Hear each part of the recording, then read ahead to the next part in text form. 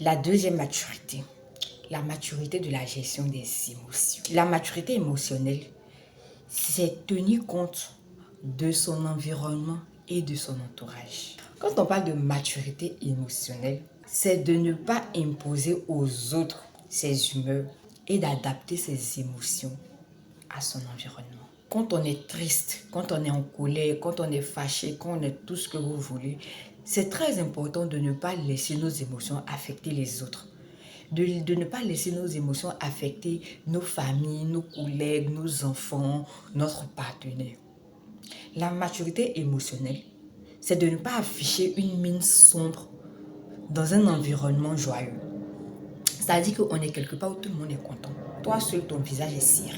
On est au travail. Toi, aujourd'hui, tu viens, tu es énervé. Toi, aujourd'hui, tu viens, tu es fâché.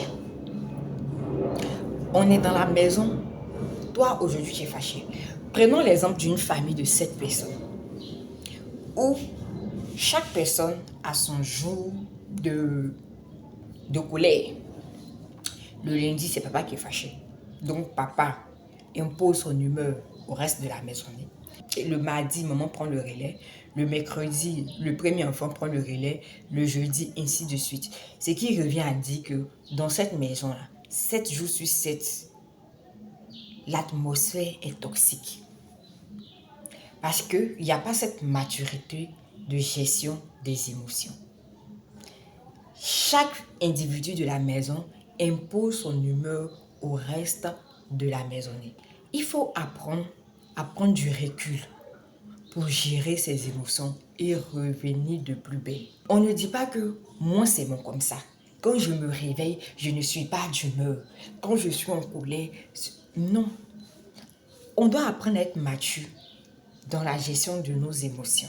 Moi, je me rappelle très bien quand j'étais toute petite et que on me faisait quelque chose à la maison qui me fâchait. Quand on m'envoyait à la boutique, une fois que je franchis le seuil de la porte, je faisais comme ça. Du genre, je suis en train d'arranger ma mine et je vais faire la course. Quand je reviens, une fois que je suis à l'entrée de la maison, j'affiche ma mauvaise mine et puis je rentre. Ça me faisait rire intérieurement, mais je ne savais pas que ça s'appelait de la maturité émotionnelle. Parce que je me disais que je ne peux pas être vilaine dehors, je ne peux pas avoir la mine serrée dehors. Mais les gens vont passer, les gens vont me regarder, mais celle-là, son visage est serré, pourquoi? Ceux qui m'ont fait fâcher là, c'est avec eux que je portais mon max de fâcher. Mais quand je donne dos, mon visage n'est pas serré. C'est pas parce que toi tu m'as mise en colère que moi je serai en colère avec X ou avec Y, non. Si c'est m'a mis en colère, c'est avec C que je suis fâchée. Donc, il faudrait qu'on apprenne à gérer nos émotions, à ne pas imposer nos émotions aux autres, à apprendre à ne pas imposer nos émotions à l'environnement dans lequel on est.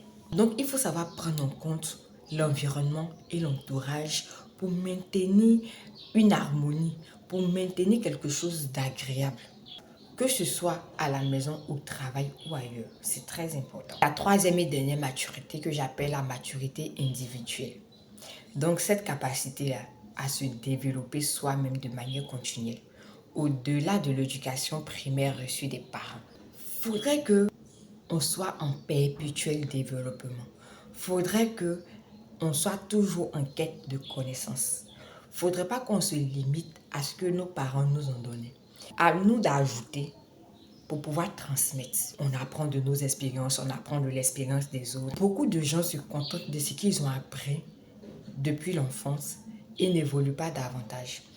Ils évoquent cette excuse-là, on ne m'a pas enseigné ça. Mais atteindre la maturité individuelle, c'est de ta responsabilité.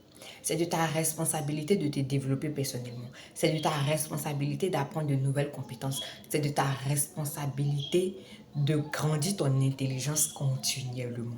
Je définis la maturité individuelle en 3 points, en 3 A. Le premier A, c'est ajouter à ce que les parents nous ont donné. Deuxième A, c'est abolir dans ce que les parents nous ont donné, dans ce qu'on voit dans la société. Parce que plusieurs personnes ont la charge de notre éducation. Ce n'est pas que les parents. Il y a le dehors qui nous a enseigné. Donc, dans ce que les parents ont donné, dans ce que le dehors a donné, on doit abolir certaines choses, soit parce que ça ne cadre pas avec notre personne, soit ce n'est plus d'actualité. Parce qu'il y a des concepts qui ne sont plus d'actualité. Et le troisième A, c'est d'ajuster.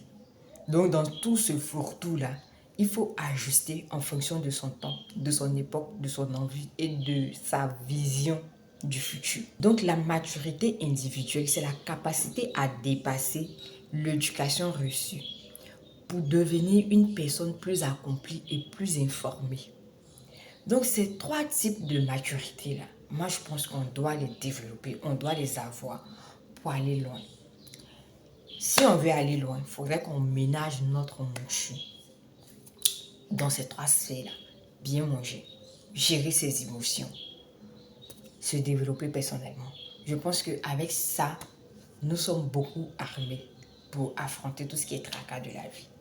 Merci de m'avoir suivi, merci de liker, merci de partager. On se retrouve très prochainement pour un autre message d'ici là. Deviens triple mature. Bisous.